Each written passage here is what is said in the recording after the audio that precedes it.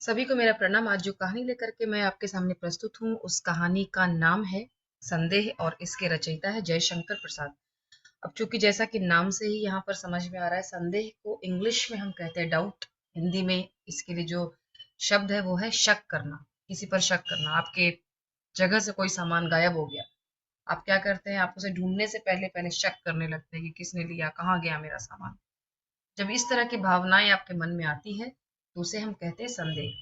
अब जैसा कि नाम से ही स्पष्ट है, तो इस कहानी में जो किरदार होंगे, जो पात्र हैं इस कहानी में, वे भी संदेहग्रस्त हैं। सभी को कुछ ना कुछ अपने जो इसमें जो पात्र है उन पर संदेह है।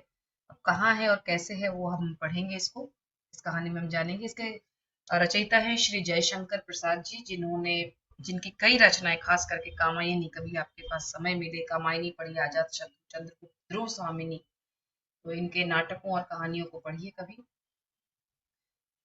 इनका जीवन परिचय, इनका जन्म वाराणसी, जिसे वर्तमान समय में हम अभी काशी के नाम से जानते हैं, पहले भी हम काशी ही कहते थे, बीच में वाराणसी, और अभी भी हम काशी के नाम से जानते हैं इसे। तो संदेह, संदेह का अर्थ है संशय, शंका या शक। और जब हम संदेह करने लगते हैं तब हम एक भ्रम में जीने लगते हैं। अपने चारों ओर हम एक आवरण बना लेते हैं, भ्रम का आवरण। तो संदेह करना, थोड़े मामले में, थोड़े थोड़े समय में अगर कभी हमने संदेह किया है तो संदेह कभी कभी हो सकता है कि हमारे काम भी आ जाए। और अधिकांश मामलों में हमें संदेह की स्थिति में हमें नहीं जीना चाहिए। और अगर हम संदेह करते हैं किसी पर भी, तो उससे अच्छा है कि हम सामने वाले व्यक्ति से बात करके एक क्लियर पिक्चर, एक स्पष्ट चित्र अपने सामने हम बनाएं, बजाय इसके कि हम जिंदगी भर संदेह में जीते रहें, दूसरों को भी परेशान करें और खुद भी परेशान रहें।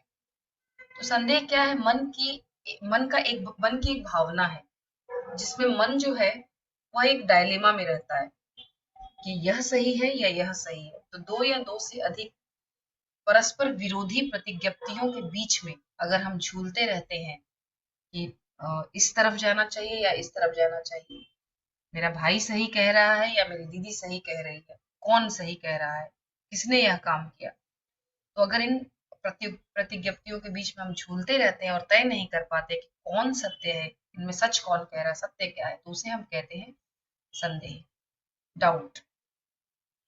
तो जीवन में दिन प्रतिदिन हम संदेहों के बीच में घिरते रहते हैं। जैसे अगर हमारे घर से सपोज, मान लेते हैं, मैं ये नहीं कहती कि मैं जनरलाइज नहीं कर रही हूँ इसे कि सभी ऐसा करते हैं, मान लेते हैं कि अगर घर में हमारे कुछ सामान गायब हो जाता है, मम्मी ने सोने का झुमका उतार कर रखा था और अब वो नहीं दिख रहा है, सडनली वो नजर नहीं आ रहा अचानक, तो घर में थोड़ी देर ढूंढने के बाद सबसे पहला शक उन्हें काम करने वाले पर जाता है, जो काम करने के लिए सर्वेंट है उन पर जाता है। जो सब्जियां बेचते हैं उन पर हमारा शक जाता है, डाउट होता है कि अरे इसने एक एक किलो की जगह 950 ग्राम तो नहीं तोल दिया, सब्जी कम लग रहा है मुझे, कहीं ऐसा तो नहीं है। घर में कुछ भी सामान गायब होगा तो घर में काम करने वाले जो नौकर है, कहीं वह लेकर तो नहीं भाग गया। ठीक है। तो दिन प्रतिदिन हम इन संदेहों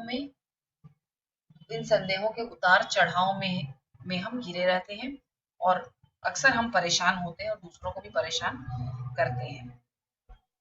तो हमारे दैनंदिन जीवन में भी अक्सर यह पाया जाता है कि पति अगर किसी पराई स्त्री से बात कर रहा है तो पत्नी को ऐसा लगता है कि अरे मेरे पति उससे क्यों बात कर रहे हैं, या पत्नी किसी पराए पुरुष से बात करती है तो पति को ऐसा आभास होता है कि मेरी पत्नी उससे क्यों ऐसा बात कर रही है, और फिर वहीं पर जन्म लेता है संदेह। और फिर वहीं से शुरू हो जाती है पारिवारिक कलह, जहां पर लोग एक दूसरे को न तो मतलब न खुद चैन से जीते न दूसरों को चैन से जीने देते हैं। हमारे मन में कई तरह की भावनाएं होती, कुछ भावनाएं ऐसी होती हैं जो हमें आगे बढ़ने में मदद करती है। वे भावनाएं कहलाती हैं सकारात्मक भावनाएं, जैसे प्रेम, माता का पुत्र के प्रति प्रेम, परिवार में प्रेम, देश से प्रेम। तो ये क्या है? ये सकारात्मक भावनाएं है। विश्वास, विश्वास के बिना जीवन कैसे चले, विश्वास ही तो है जीवन का आधार, ये सकारात्मक भावना। धैर्य, पेशेंस जीवन में आगे बढ़ने के लिए बहुत जरूरी है। एक बार मेहनत किया और मेहनत का फल ना नहीं मिला हमें जैसा हम चाहते थे, और पेशेंस हम खो देते हैं, तो फिर हम आगे नहीं बढ़ पाते। तो आगे बढ़ने के लिए पेशेंस, धैर्य बहुत जरूरी है। उसी तरह से खुशी, छोटी छोटी बातों में खुशी, किसी को मदद की हमने तो खुशी मिलना, अच्छे अंक मिले तो खुशी मिलना, मम्मी की मदद की तो खुशी मिलना, उसे तो ये भी एक सकारात्मक भाव। सदाचार, जीवन में सदाचार होना, ये भी एक सकारात्मक है। नकारात्मक भावनाएं क्या है? क्रोध, छोटी छोटी बातों पर क्रोध करना, क्रोध विनाश का कारण बनता है। ईर्ष्या, जलन की भावना, ये भी एक नकारात्मक भावना है। घमंड, अति घमंड या थोड़ा घमंड, अपने पैसों पर घमंड, अपनी पढ़ाई पर घमंड। घमंड जो है वो हमें आगे बढ़ने से रोक देता है, तो घमंड नहीं करना चाहिए, नकारात्मक भाव है ये हमारा। महत्वाकांक्षा, एम्बिशियस होना अच्छी बात है, लेकिन अति महत्वाकांक्षा जो इस चैप्टर में जो किरदार है, आप पाएंगे कि ये सारी भावनाएं सभी किरदारों में, इस चैप्टर के सभी पात्रों में है। मतलब कुछ किरदार जो है, जैसे जो अच्छे किरदार हैं इसमें, जो आपको अच्छे लगेंगे, उनमें ये सारी भावनाएं हैं। जो आपको इस चैप्टर में लगेंगे कि अरे ये तो एकदम पागलों जैसा व्यवहार कर रहा है, उसमें उनमें ऐसी भावनाएं हैं। उसी प्रकार से अति महत्वाकांक्षा भी है। लालच, ब्रजकिशोर, लालच की भावना। आप मुझे बाद में बताएं कि इसमें से कौन सी भावना किस किरदार में है। आगे बढ़ते हैं हम संदेह चैप्टर की ओर। उससे पहले एक बार हम जान लेते हैं इसमें जो पात्र है उनके बारे में। इनमें प्रमुख पात्रों में, ये सभी प्रमुख पात्र है, इसमें से कोई भी पात्र ऐसा नहीं है जो प्रमुख नहीं है या गौण पात्र, ऐसा कोई नहीं है। सिर्फ एक इस इसे छोड़कर, इस बच्ची का जो नाम है, किशोरी नाम है, इसे छोड़ करके अगर हम इसकी बात ना करें तो इसे छोड़कर ये 1, 2, 3, 4, 5, ये पांचों पात्र बहुत इंपॉर्टेंट है। मैं इसका इन पांचों पात्रों के माध्यम से मैं इस कहानी को शॉर्ट में, थोड़े संक्षेप में आपको बताती हूँ, फिर उसके बाद हम लोग वर्ड टू वर्ड भी पढ़ेंगे। इस कहानी का मुख्य पात्र है राम निहाल। राम निहाल कहानी के आरंभ में ही रो रहा है। ऐसा नहीं है कि दहाड़े मार मार कर रो रहा है, बस रो रहा है, बहुत ही भावुक हो रहा है।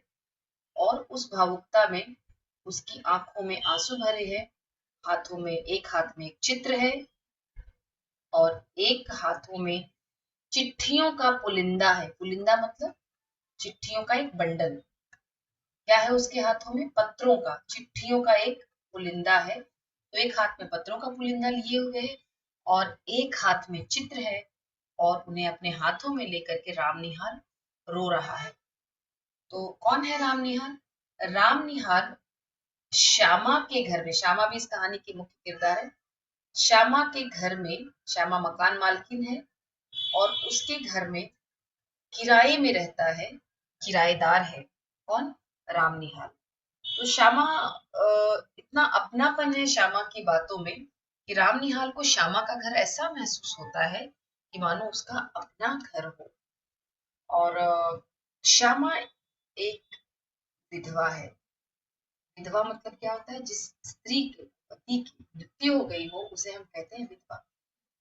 तो पुराने जमाने में जो एक पैरामीटर्स बनाया गया है कि एक विधवा को किस तरह से रहना चाहिए, तो श्यामा उसी तरह से अपने वैधव्य जीवन का पालन कर रहे, और एक आदर्श वैधव्य जीवन का, आदर्श मतलब आइडियल, जो सिद्धांत बनाए गए हैं, तो उन सैद्धांतिक नियमों का वह पालन कर रही है, एक आदर्श वैधव्य जीवन का पालन कर रही है।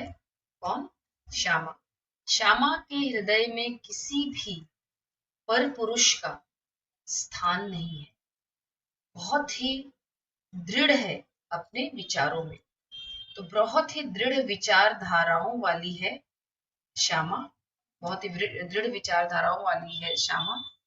इसी श्यामा से एक तरफा प्रेम करता है उसके घर में रहने वाला किराएदार राम निहाल।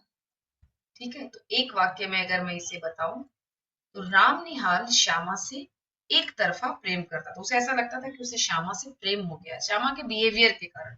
श्यामा का व्यवहार इतना अच्छा था कि राम निहाल को ऐसा लगता था कि उसे श्यामा से प्रेम है। दूसरी तरफ उसे यह भी लगता था, अभी कि अच्छा, मैं वहां तक मैं बाद में आती हूँ, उसे क्या लगता था। मनोरमा का स्पेलिंग मैं आपको पहले ही बता चुकी हूँ। मनोरमा के स्पेलिंग में पूरा म है, जो म अक्षर है, क्षमा कीजिएगा, ये पूरा म है। तो जब ये रो रहा था राम निहाल, तो उसे रोते हुए देखती है उस घर में रहने वाली एक बालिका जिसका नाम है किशोरी। ठीक है। और किशोरी तुरंत आवाज लगाती है किसे, श्यामा को, और बुलाती है उसे। मैं इसे इन शॉर्ट आपको बता रही हूँ, बाद में आप इसे पढ़िए पूरा, मैं खुद पढ़ने वाली हूँ। श्यामा को आवाज देती है, वो कहती है कि देखो रामनिहाल रो रही है। श्यामा तुरंत रामनिहाल के पास जाती है। इस पर इसमें कहा गया या बताया गया है इसमें कि जो श्यामा है वह रामनिहाल की संरक्षिका है। संरक्षिका का अर्थ होता है कि जो अ, मतलब कुछ गलत रास्ते पर अगर कहीं कोई चल रहा है तो उसको प्रोटेक्ट करे, उसे बताए कि भाई तुम गलत राह पर चल रहे हो, गिरने से पहले जो किसी को गिरने से बचा ले उसे हम कहते हैं संरक्षिका। शुभचिंतक है भी कहा है लेखक ने श्यामा को, रामनिहाल का शुभचिंतक, मित्र और रक्षक भी कहा है। तो जैसे ही श्यामा को पता चलता है कि रामनिहाल रो रहे हैं तो वह वहां पर जाती है और वहां वहां पर बैठ जाती है उसकी बातों को सुनने के लिए कि क्या वजह है, क्यों रो रहे हो तुम, बताओ मुझे। तब वहां पर रामनिहाल बताता है और वो कहता है उससे कि श्यामा, ये चैत का महीना चल रहा है ना। वहां पर एक शब्द है चैत, कहाँ पर है ये शब्द, पेज नंबर अगर आप 42 43 देखेंगे, 43 में 43 नहीं 44, तो पेज नंबर 44 में चैत फर्स्ट पैराग्राफ में लिखा है। तो चैत कौन सा महीना होता है, मार्च और अप्रैल के बीच में। कभी तो 15 मार्च से 15 अप्रैल तक हो सकता है, या फिर मतलब ऐसे ही थोड़ा 15 दिन आगे पीछे, जैसा हमारा हिंदी का महीना पड़े उसके हिसाब से उसे हम कहते हैं चैत्र या चैत। संस्कृत में कहते हैं चैत्र और हिंदी में कहते हैं चैत। तो वो कहता है कि हाँ ये चैत का महीना है ना। तो वो बताता है कि 6 महीने पीछे आता है, 5 से 6 महीने पीछे। वो बताता है कि कार्तिक महीने की बात है। कार्तिक का महीना कौन सा होता है, मिड ऑफ अक्टूबर और नवंबर, 15 अक्टूबर से 15 नवंबर या थोड़ा आगे पीछे। तो बताता है कार्तिक का जो महीना चल रहा था उस कार्तिक के महीने की पूर्णिमा की बात है। तो ऐसा क्या हुआ था जिसे याद करके वह रो रहा है, मतलब रो रहा है मतलब कि बहुत इमोशनल हो गया, भावुक हो गया है। वो अपनी गलतियों को पछतावा हो रहा है उसे, उसने क्या किया था वह उन्हें उसे बताता है श्यामा को।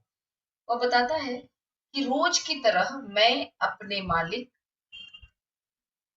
ब्रजकिशोर के यहाँ से मैं निकला, काम करके मैं निकला और शाम का समय था। तो उस शाम को जब मैं निकला तो मेरे जो मालिक है ब्रजकिशोर बाबू, तो ब्रजकिशोर बाबू ने मुझसे कहा कि अरे रामनिहाल, तुम तो रोज गंगा नदी की सैर के लिए जाते ही हो ना। तो आज मेरे यहाँ मेरे दो संबंधी आए हैं, मनोरमा और मोहन बाबू। एक काम करो, इन्हें भी घाट पर घुमाओ, गंगा नदी की सैर तुम करा के आ जाओ। तो यह उसने गंगा नदी की सैर कराने की बात उसने एक बजरे पर बिठाकर, बजरा मतलब होता है नाव, तो उसने कहा कि इन्हें भी नाव में घुमाते आओ, आज मुझे छुट्टी नहीं है। किसके संबंधी है, ब्रजकिशोर के। क्या कह रहे हैं कि उन्हें छुट्टी नहीं है, किस काम के लिए, अपने संबंधी जो उनके यहाँ आए हैं मनोरमा और मोहन बाबू, उनको घुमाने के लिए। तो यहाँ पर एक बात जानने की जरूरत है कि मनोरमा और मोहन बाबू ये पटना से आए हैं। पटना कहाँ है, बिहार की राजधानी पाटलिपुत्र, पटना। तो ये दोनों पटना से आए हैं, किसके यहाँ आए हैं, ब्रजकिशोर के यहाँ। कहाँ रहता है ब्रजकिशोर, काशी में। तो ब्रजकिशोर के यहाँ आए हैं, क्यों आए हैं, तो कार्तिक पूर्णिमा की शोभा देखने के लिए, उसकी सुंदरता देखने के लिए वे यहाँ पर आए हैं। ठीक है। अब उन्हें वो दिखाने के लिए ब्रजकिशोर नहीं जा रहा है, बल्कि ब्रजकिशोर ने क्या किया, क्या कहा ब्रजकिशोर ने, उसने रामनिहाल पर अपना जो जिम्मेदारी थी, अपनी जिम्मेदारी वह रामनिहाल पर उसने लाद दी, थोप दी उसने अपनी जिम्मेदारी। तो मनोरमा और मोहन बाबू को लेकर रामनिहाल चल पड़ा। कहाँ चल पड़ा, गंगा नदी की गंगा नदी की सैर कराने के लिए। तो कहाँ जा रहा था उनको लेकर के, तो वह जा रहा था दशाश्वमेध घाट। दशाश्वमेध, मैं इस वीडियो में आपको सब दिखाऊंगी कौन से घाट है, कहाँ है, कैसे हैं। तो अभी मैं आपको इन शॉर्ट में ये कहानी बता रही हूँ सारांश में। तो वह जा रहा था दशाश्वमेध घाट, तो ये उसका डेस्टिनेशन था, उसको ले जाना था दशाश्वमेध घाट। क्योंकि यहाँ की जो गंगा जी की आरती है, काशी में कई घाट है, वहां पर बहुत सारे घाट है, अनगिनत घाट। आपको जगह जगह पर यहाँ यहाँ यहाँ यहाँ जगह जगह आपको घाट मिल जाएंगे। घाट क्या होते हैं? आप सोचेंगे मैम घाट क्या होता है? तो घाट वह स्थान है जहां पर लोग सीढ़ियां बनी होती हैं और लोग नीचे उतर कर जाते हैं और गंगा नदी की पूजा करते हैं। तो वहां पर अनगिनत आपको घाट मिल जाएंगे। उसी में से एक प्रसिद्ध घाट है, विश्व प्रसिद्ध घाट है दशाश्वमेध घाट। तो इसी घाट पर राम निहाल आज ले जाने वाले थे मोहन बाबू और मनोरमा को। तो कंटिन्यूएशन में यहीं पर आगे ब्रजकिशोर ने कहा कि सुनो, मैंने एक बजरा ठीक कर दिया है। बुक करना, ठीक करना मतलब बुक कर देना। कैसे आप कहीं जाने वाले होते हैं, आप ओला और उबर बुक करते हैं, तो वैसे ही उसने कहा कि मैंने एक बजरा ठीक कर दिया है। मुझे आज छुट्टी नहीं है, मतलब मैं बहुत व्यस्त हूँ, अवकाश नहीं है मेरे पास, नहीं तो मैं इनको खुद ले जाता। तो कहाँ पर बजरा ठीक किया था उन्होंने? उन्होंने बजरा ठीक किया था मान मंदिर घाट पर। ठीक है, तो अब मान मंदिर घाट से उन्हें एक नाव पर बैठना था और वह नाव उनको ले जाने वाला था, ले जाने वाली थी वह नाव उन्हें दशाश्वमेध घाट की तरफ। इस यहाँ पर एक कार्तिक पूर्णिमा की सुंदरता को देखने के लिए वो लोग यहाँ पर जाने वाले थे। तो मनोरमा और मोहन बाबू को लेकर राम निहाल निकल पड़े। जब वे निकल पड़े और बोट में बैठने वाले थे, बोट में बैठने वाले थे वे लोग, तो बोट पर जो ये थी, जो बोट मतलब तेज धारा में जो बोट थी वह डगमगा रही थी। जो पुरुष था, पुरुष मतलब मोहन बाबू, यूजुअली जो पति होता है वो पत्नी को सहारा दे करके नाव में बिठा देता है, पत्नी को सहारा देता है और नाव में बिठा देता है। मतलब नाव या ऐसी स्थिति में पति जो है पत्नी को सहारा देता है, लेकिन मोहन बाबू जाकर के नाव में बैठ गए। ठीक है, नाव में बैठ गए पहले से ही जाकर के। और मनोरमा को वहां पर नाव में चढ़ने में जब थोड़ा डर महसूस हो रहा था, तो ऐसे में राम निहाल ने मनोरमा को सहारा दिया और नाव यहाँ से निकल पड़ी। कहाँ से निकल पड़ी? मान मंदिर घाट से नाव निकल पड़ी। नाव को क्या नाम दिया गया यहाँ पर? बजरा। याद रखिए, आप बजरा ही लिखेंगे। तो बजरा इनकी निकल पड़ी, आगे की ओर बह चली, मतलब चल पड़ी। तेज धारा था, बहुत तेज धारे में यह नाव चल पड़ी। जब थोड़ी दूर आगे जाने के बाद इसने पूछा, मोहन बाबू ने पूछा मनोरमा से कि मनोरमा, ये जो दीपक बह रहे हैं नाव, यहाँ पर नदी में जो दीपक बह रहे हैं, तुम्हारे अनुसार ये दीपक क्या है? ये जो जलते हुए दीपक है यहाँ पर, तुम्हारे अनुसार ये दीपक क्या है? तो उसने कहा कि हाँ, मेरे लिए अनुसार ये गंगा जी की पूजा है। तो मोहन बाबू ने फिर यहाँ पर मनोरमा ने कहा, तो यहाँ पर मोहन बाबू कहते हैं मनोरमा से कि यही तो तुम्हारा और मेरा मतलब मतभेद है। मतभेद मतलब क्या होता है?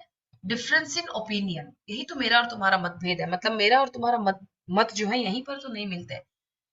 तो उसने बताया मोहन बाबू ने कि मेरे अनुसार जो जीवन है, यह एक हमारा जो लाइफ है, हमारा जो लाइफ है, लाइफ मतलब जीवन, तो हमारा जो जीवन है यह एक छोटे से दीपक के समान है। कैसा दीपक? छोटा सा दीपक, लघु दीप। और ये जो दीपक है ये हमें संदेश दे रहा है, ये छोटे छोटे बहते हुए दीप हमें संदेश दे रहे हैं कि हमें अपने जीवन को गंगा जी की धारा में अर्पित कर देना चाहिए, डेडिकेट कर देना चाहिए, बहा देना चाहिए। मतलब अपने आप को इस लघु दीप, अपने जीवन को लघु दीप मान करके अनंत की धारा में बहा देना चाहिए।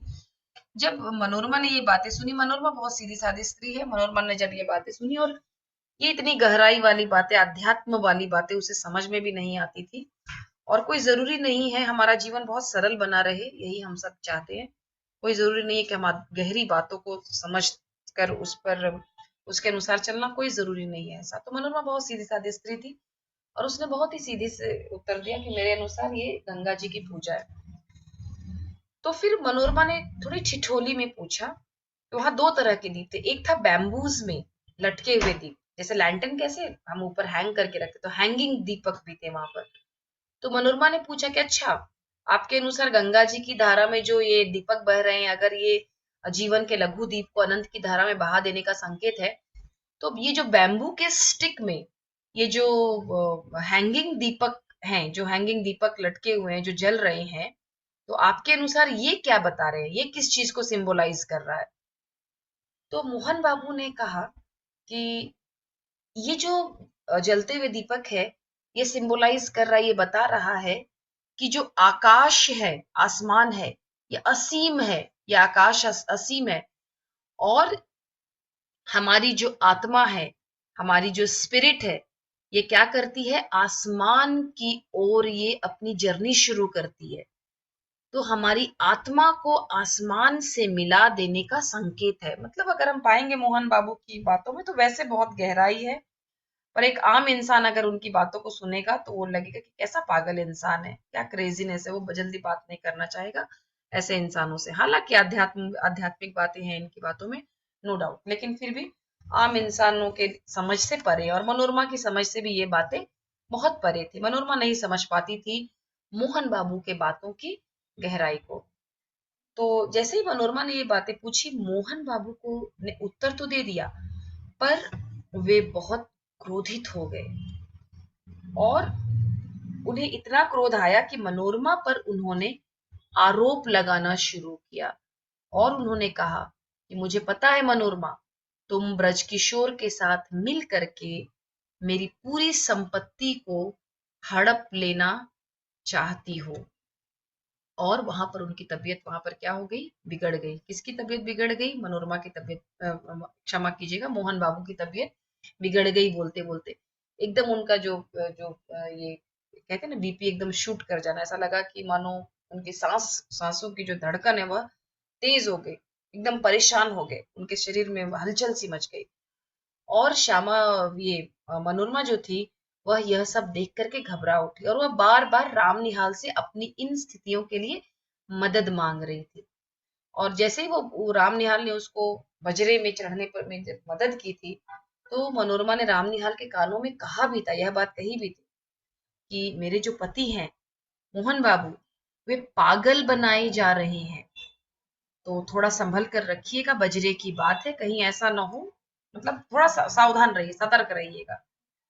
तो जब मोहन बाबू की ऐसी तबीयत देखी, ऐसा स्वास्थ्य देखा राम निहाल ने, तो तुरंत मांझी से कहा, मांझी कौन? नाव को चलाने वाला, कि नाव वापस घुमा लो। तो कहाँ की बात थी? ये पंचगंगा घाट की बात थी।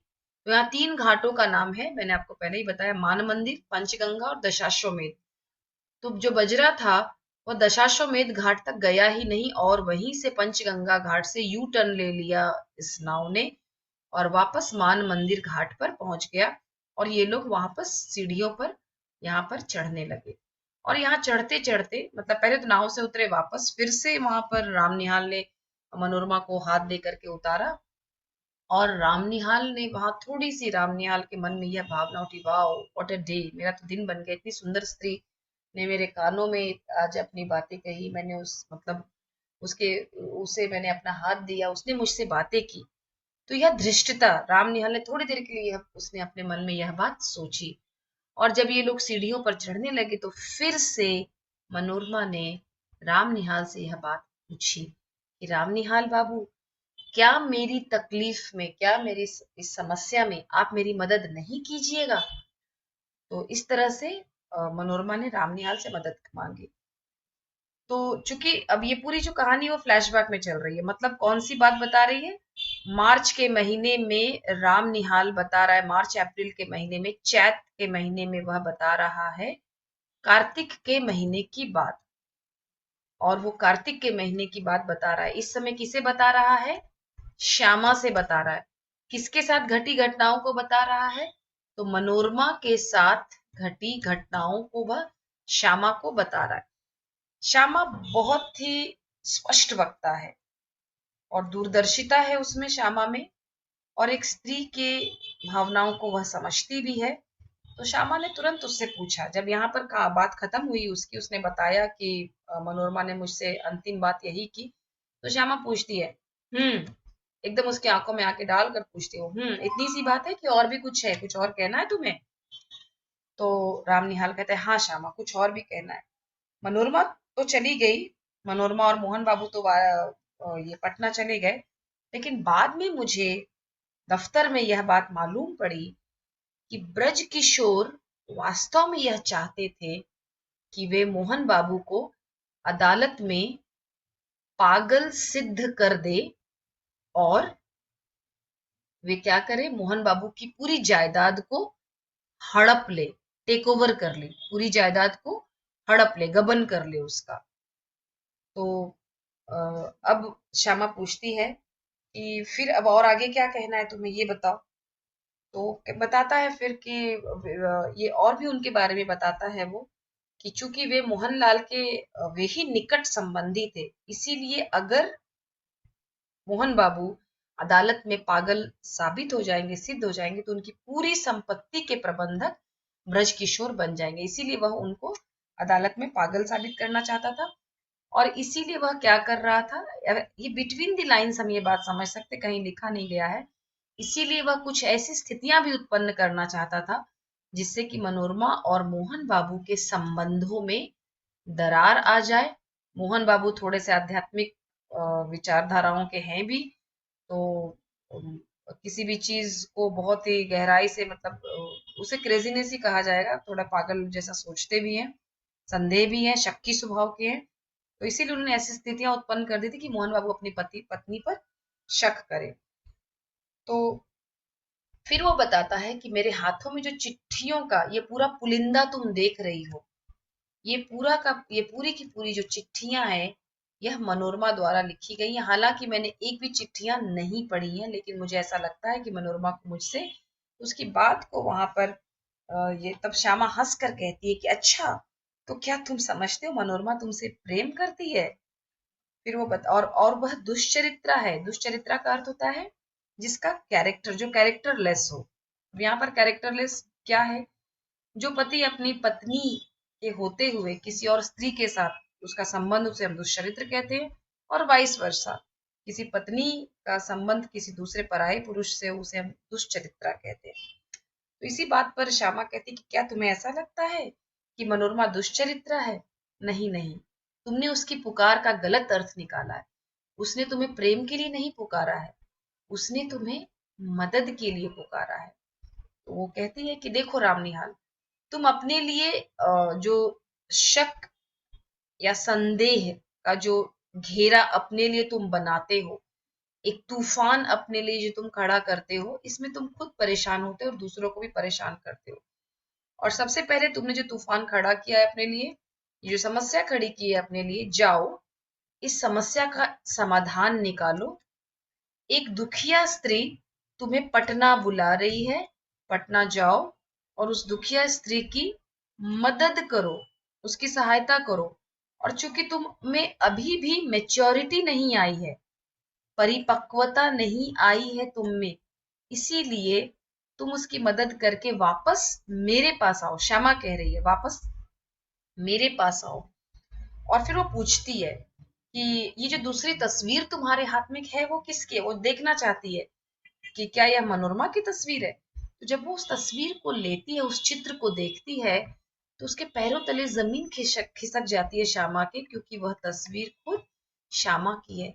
वो कहती है कि क्या तुम्हें टाइम पास करने के लिए, मनोरंजन करने के लिए कुछ और नहीं मिला जो यह बचपना कर रहे हो? कि क्या चाइल्डिश बिहेवियर है तुम्हारा, क्या चाइल्डिश व्यवहार है तुम्हारा, बचपना है तुम्हारा।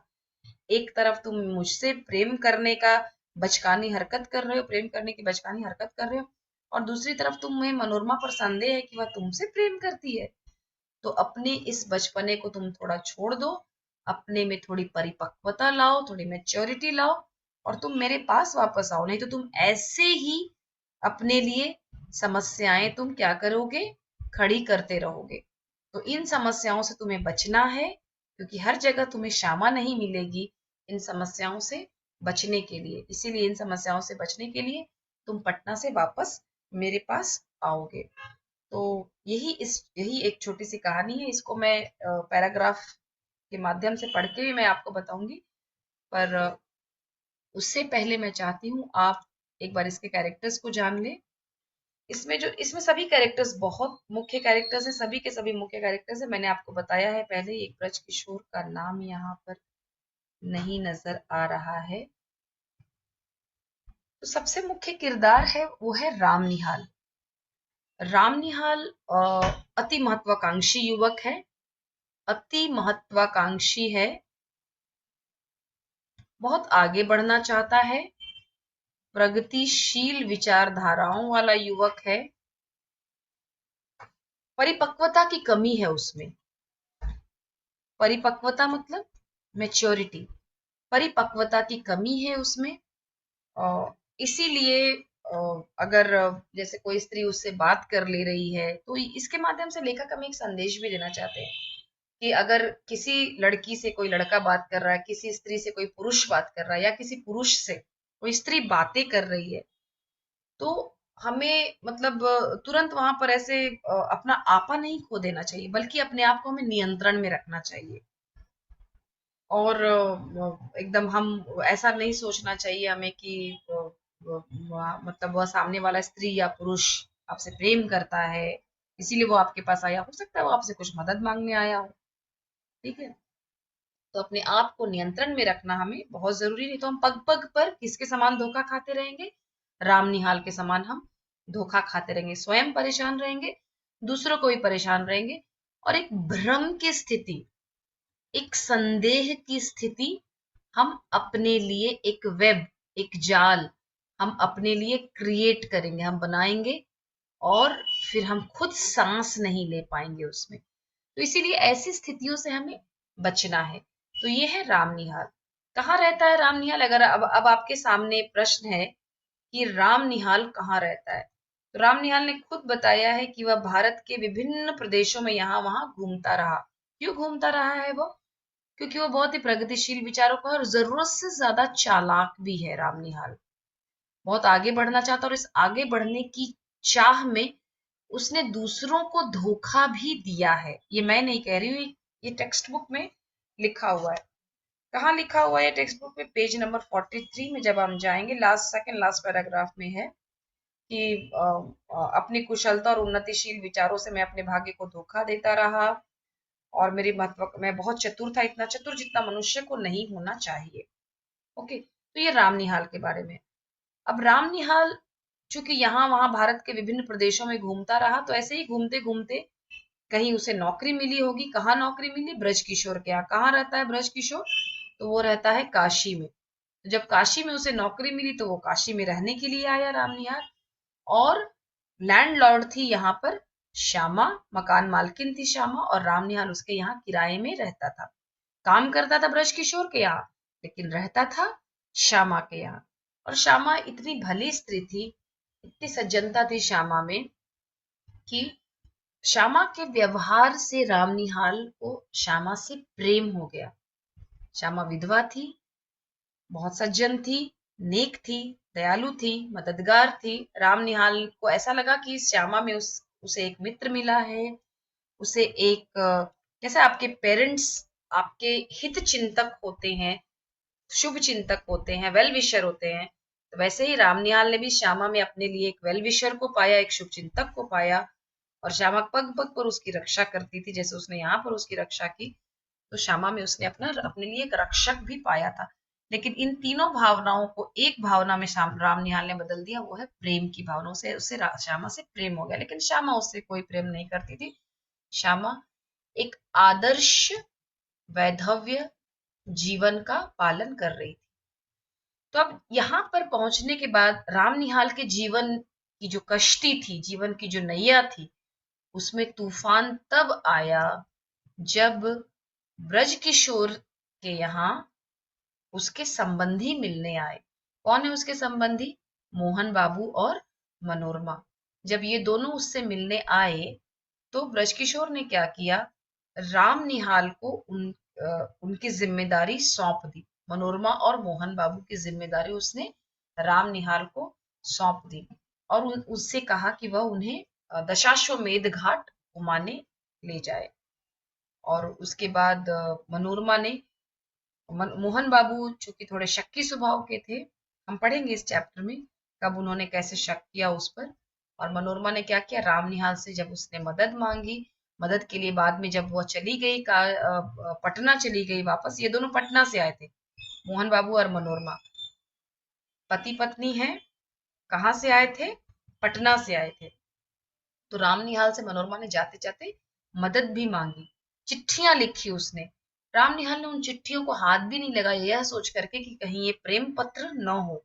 ठीक है, तो इसीलिए उसे ऐसा लगा कि अरे मतलब चूंकि खुद ही वो भ्रम की स्थिति बना रहा है अपने लिए, खुद ही प्रेम करता है मनोरमा से, और या क्या पता मनोरमा उससे प्रेम करती, उसे संदेह है मनोरमा उससे प्रेम करती है, चिट्ठियों को हाथ भी नहीं लगा रहा है। अगर चिट्ठियां खोलकर पढ़ता तो शायद उसे पता चलता कि ये प्रेम पत्र नहीं थे बल्कि मदद की गुहार थी। गुहार मतलब पुकार। तो राम निहाल को वास्तविकता बताती है, समझाती है श्यामा। कब समझाती है?